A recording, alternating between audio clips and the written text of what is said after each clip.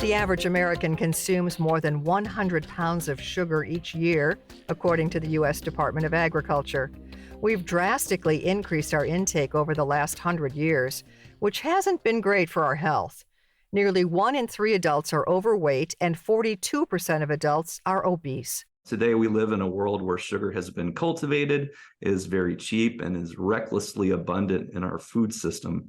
While we believe a little sugar is normal and natural, we were never meant to deal with the massive amount of sugar in modern diets. That's Dr. Jason Ryder, an adjunct professor of chemical and biomolecular engineering at the University of California, Berkeley.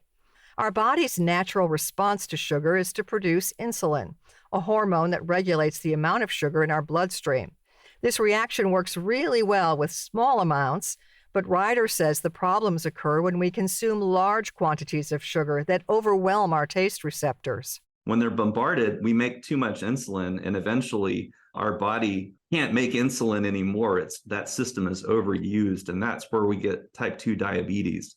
We were not designed for this much sugar, and we can see the effects of it plainly in the data in our health.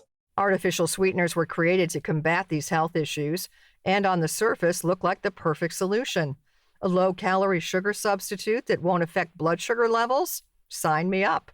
Unfortunately, these options aren't as flawless as they seem. There was a recent article, for example, around erythritol contributing to the prevalence of heart attack and stroke. I'd say we're just learning about what impacts we have, not just from sugar, but from some of the alternative sweetener replacements that we've developed around them. Which means that we're still on the lookout for a better sweetener.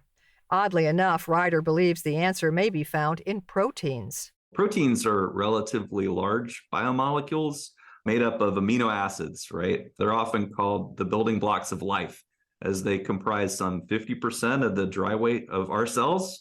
Due to their sequence and their three-dimensional folded structure, they can take on a number of roles, including adding structure to cells, catalyzing metabolic reactions, we call those enzymes, even DNA replication, like all of the fundamentals of life. You're probably familiar with dietary protein, the type we get from eating plants and animals. But there's a whole range of proteins made for different tasks. On that spectrum exists a type that's sweet, like really sweet. The first sweet protein was discovered in 1969, but was mistakenly classified as a carbohydrate. Since then, scientists have been trying to find a way for these sweet proteins to replace added sugar and artificial sweeteners in food. In fact, Ryder co-founded the company Oobly to create food that uses protein as a sugar substitute. Due to their amino acid sequence and their three-dimensional structure, these particular proteins taste thousands of times sweeter than sugar. Now, why would a plant make such a protein instead of sugar? Well, plants are, of course, really good at making sugars via photosynthesis. They would rather turn that sugar into cellulose, which is a sugar polymer, to make more leaves, more stems, more plant material, right? So they can outcompete other plants. So why would a plant choose to store sugar in its fruit rather than making itself stronger? Because it's thinking about long-term survival. It creates sweet fruit, so when more active species, such as humans, come along, we crave the fruit's sugar and end up spreading the seeds to other areas. So our hypothesis is that these sweet proteins evolved mainly in fruits to trick us into eating them, thinking they were rich in energy. Today, there's no need for tricks. Many of us actively reach for a soda or a candy bar to simply satisfy our cravings. What really sets sweet proteins apart from sugar and other artificial sweeteners is how our bodies process them. So sweet proteins are structured like any dietary protein, and they're broken down by the enzymes that are natural in our digestive system into peptides and eventually amino acids so that they can be repurposed to build that 50% of the dry weight of your cells that I mentioned earlier. Which is completely different than the breakdown of sugar that's mostly absorbed into the bloodstream. And with the uncertainty of how artificial sweeteners are affecting us, Ryder says it's nice to finally have an option that's been researched for hundreds of years. That's why we're so excited about proteins, as we know a lot about how the body digests protein, and we know how to test it. They are not stimulating insulin response beyond the upfront sweetness that you get on your tongue. They're also not interfering with your gut microbiome. as they're largely chewed up by the time that they get to that state in your GI tract. So it's more the security, and I would call it just a fundamentally different option to deal with sugar reduction. I would even call it a game changer in terms of the tool set. If we've known about sweet proteins for decades, why are we just now using them in our food? Ryder says one main reason is that there wasn't a good way to produce them on a large scale. They're found in nature, but they're found in these plants that grow in the tropical rainforests. And we have, of course, the option of growing more of those tropical plants and purifying the proteins directly from the plants. But that would be an environmental disaster. So here we can take the cell and program it to express this protein and brew it up much in the same way you brew beer, but do that in a very scalable and economical way that doesn't impact rainforests. And Ryder does think sweet proteins could become the main player in sweetening our products. While it's a healthier option, Ryder says reducing our sugar consumption doesn't just benefit humans. Every 1% reduction in sugar means a whopping 650,000 acres of farmland that's saved or freed up. In my world, every yes means a no, and much of the sugarcane, corn, and other sugar crops that are planted in the world are either an opportunity to grow more nutritive crops to feed the world's growing population, or replant rainforests so that the planet can breathe. We know that that's important. So producing sweet proteins through precision fermentation means no deforestation, no single crop farming, no soil destruction, as you can build fermentation facilities, and many exist all over the planet, close to the populations that we're trying to feed.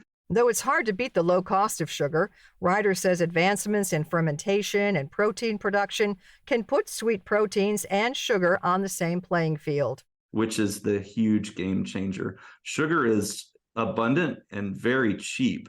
So if you're going to replace it in a food and drinks or food and beverages system that's so replete with it, you need to meet it where the economics are and get that sweetness to them in a way that people can afford. You can do that with precision fermentation.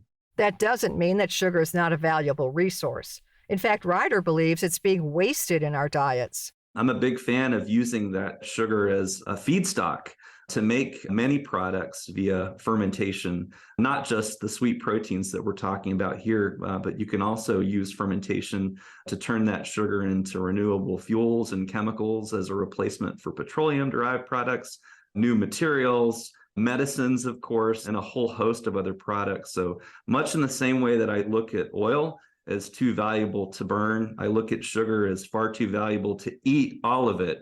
Of course, there's a little bit of sweetness is normal and natural, but we can use the rest of it to make a whole host of products and solve a whole host of problems. This segment is part of our series called Kitchen Chemistry. You can find out more about the series and Dr. Jason Ryder on our website, radiohealthjournal.org. For more behind the scenes, follow Radio Health Journal on Facebook, Twitter, and Instagram. Our writer producer is Kristen Farah. Our production manager is Jason Dickey. I'm Nancy Benson.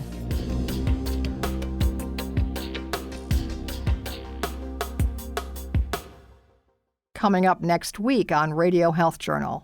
How do you, as a research organization, outweigh the pros and cons of a treatment that you're doing if you don't take into account the voice of the patient? Why lupus patients deserve to have a bigger voice in treatment research. Then, steps you can take to improve your quality of life. Because we have this quality called neuroplasticity, we can rewire our brains. It's a little bit difficult at first. That's why it takes a plan, it takes intention. All that and more on Radio Health Journal. I'm Elizabeth Westfield, host of Radio Health Journal. If you enjoy listening to Radio Health Journal, you'll also like our sister show, Viewpoints, which covers a wide array of topics from education to history to the environment. Here's a preview of what they're covering this week on Viewpoints. As one teacher told me, teaching is the only profession she could think of where you could have 2 advanced degrees and still make less than $50K. The unsustainable landscape of teaching in America.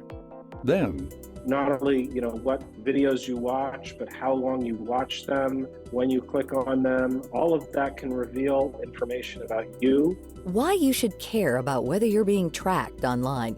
I'm Marty Peterson. And I'm Gary Price. These stories in depth this week on your public affairs magazine, Viewpoints. Listen to Viewpoints on your favorite radio station, iTunes, and Stitcher. And that's Radio Health Journal for this week. Follow us on Twitter, Facebook, and Instagram to learn more. And check Apple Podcasts, Google Play, and Spotify for a library of past programs. Plus, you'll always find previous segments and information about our guests at radiohealthjournal.org. Join us again next week for another edition of Radio Health Journal.